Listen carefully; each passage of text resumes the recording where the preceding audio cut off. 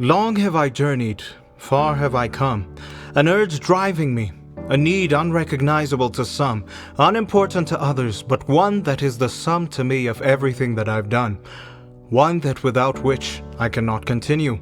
And so I run, I pursue, over lands green and oceans blue, over time uncounted and space infinite, over generations many and empires vast, spanning my minuscule life and into millennia past, my burning need has pulled me beyond the cycle of life and death into a pursuit of ascent.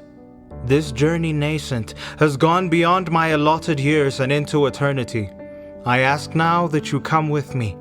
Come and see, children, what I have found.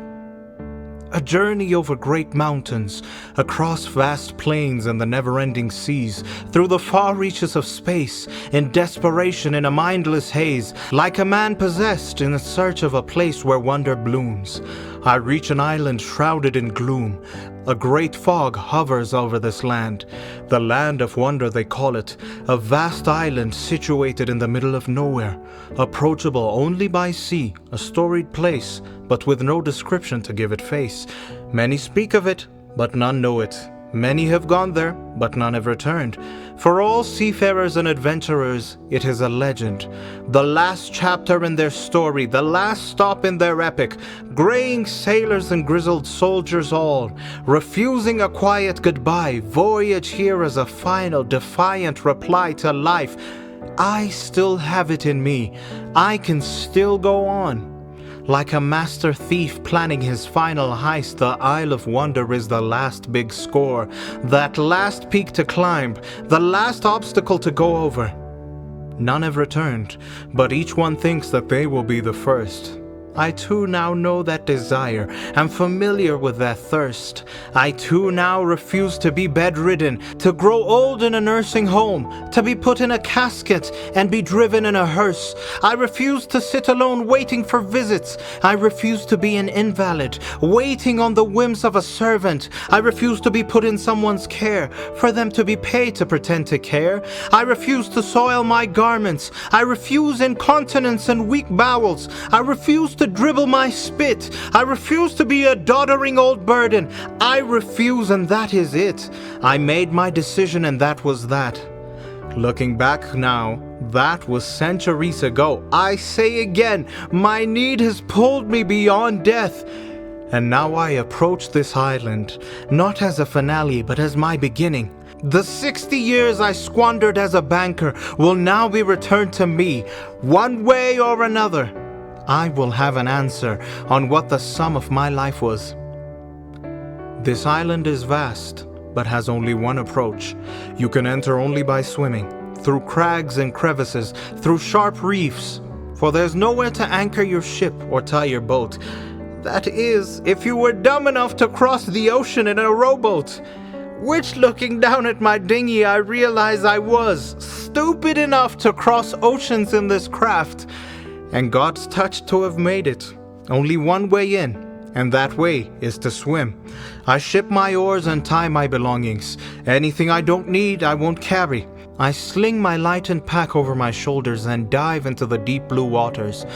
100 strokes later, I reach a landing, a narrow jutting rock above the surface, and an even narrower stairwell carved into the cliff face. I start my arduous climb. Each step feels grand, every forward lunge momentous. My heart beats a hectic rhythm. The music swells in my head. I can hear the choir warm up, preparing for the crescendo that will burst forth as I finally crest these cliffs. A thought, a question begins to form. What will I find on arrival? What will meet my eyes? After this long voyage, what shall I find? What rewards await me at the end of my journey? I wonder. Step by step, I get closer, and my anxiety grows. What will I find at the end? Will it be everything that I'd hoped? Will it be mountains of gold? Too cheap. An eldritch creature bargaining for my soul? Too expensive. Will it be true love? Too little. Or the many faces of God? Too much. Disappointment or true pleasure? I will not know either if I stay here. So I keep walking. The clouds hang low. I am now surrounded. I have reached the top, but dark clouds have covered everything. I can see nothing around me, barely my own hands and nothing beyond. My breathing sounds muffled in my ears, and the waves crashing below might as well not exist. A panic starts to set in, for I know not where I should go, but a flickering light appears in the distance, giving me something to follow. I walk forward, with that light fixed before me. I break into a run and I stumble. Sprinting and staggering, I pelt forward, hoping not to lose that light. In response, it swells and it grows in power, calling me closer, and closer I run, until suddenly the clouds split, and I stumble into the brilliance. I close my eyes. I'm afraid to open them. What if I'm disappointed? Well, I say to myself, whatever you will find will be well deserved, whether it's bad or it's good. Now stop being foolish and open them. I did, and I was shocked. For as far as I can see, our bodies lain carefully, corpses lined perfectly in a vast circle, each one well preserved, each looking like they died this very moment. Each face at peace and smiling joyously, each one with their arms around a book gilded decoratively and embossed with their names. Each name struck me like a blow. These were all heroes and heroines, legends of the past. Each one had disappeared from this world, citing wonder as their last big catch. And they're all here. My guiding light once again winks at me from the corner of my vision. I turn around and see it come from a glowing pedestal amidst a circle of corpses. I step carefully between the bodies and reverently approach. Standing before the pedestal, I almost choke, for hovering above it, identical to the books held by every body, is another golden book. Yet one detail is not the same, for embossed in gold across the cover is my name. An urgency to open it fills me, and I do. I read through. How many hours, how many days, I know not. But I read and finish it. Whatever answers I expected, this wasn't it. The crowd now leans forward in anticipation, with bated breath, daring me to speak, begging me to say it. Very well. After all, I am not cruel. Listen now, people, to the wisdom of sages as I disclose what was printed on those pages. Each chapter, each leaf, described the journey I made to get to the Isle of Wonder. It was then that I understood.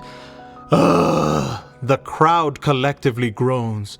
"You old bastard!" yells one man. "You tacky old goat! Did you take all this time to say that wonder was in the journey all along?" "You mangy old dog," says another. "I hope you die soon. You must have pocketed our gold early knowing that this story wasn't good." "Another cliche ending," they all say. "Just say you can't do it if you can't finish the tale." I laugh at their displeasure, knowing I'd gotten them again. But as my eyes wander across the departing crowd, they finally rest on you. I wink and beckon you closer. Don't listen to these backwater hicks. I swear on my beard every word I spoke here is true. Maybe it happened to me, maybe not. I only tell the stories. And while I can't verify their accuracy, there is one thing I can do. I can say that an old man went searching for something at the end of his life. But what he found he did not like, and unlike the seekers before him, he refused to peacefully die. That old man left that island, the only one to do so. Now that old man walks this earth. To find him, all you need to do is look. And perhaps you may not believe him. But what if you looked inside this here book?